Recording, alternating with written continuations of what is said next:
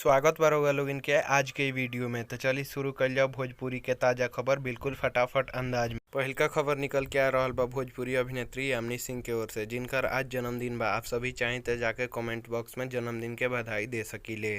दूसरा खबर निकल के आ रहल बा भोजपुरी के दबंग सुपरस्टार खेसारी लाल यादव के ओर से, जिनकर गाना नवंबर में चल जाए उजान full video song Khesari music world के यूट्यूब चैनल पर रिलीज कर देहल गइल बा, जौना के आप सभी चाहें तो जाके सुन सकीले। तीसरा खबर निकल के आ रहल बा अंकुश राजा के ओर से, जिनकर गाना दुनिया के यूथ फुल ऑडियो सॉन्ग वेब म्यूजिक के ऑफिशियल यूट्यूब चैनल पर रिलीज कर देहल गइल बा, जौना के आप सभी चाहें तो जाके सुन सकीले।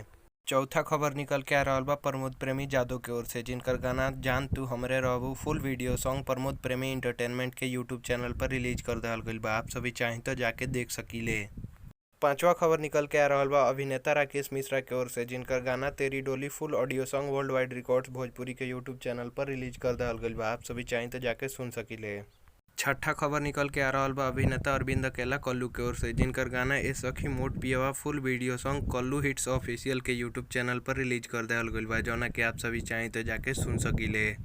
सातवां खबर निकल के आ रहल बा अभिनेता प्रमोद प्रेमी जादव के ओर से, जिनकर गाना मेहनत से अपना कमाई ले प्रेमी ऑटो वाला full video song entertain music Bhojpuri के यूट्यूब चैनल पर रिलीज कर देहल गइल बा, जौना के आप सभी जाके देख सकीले।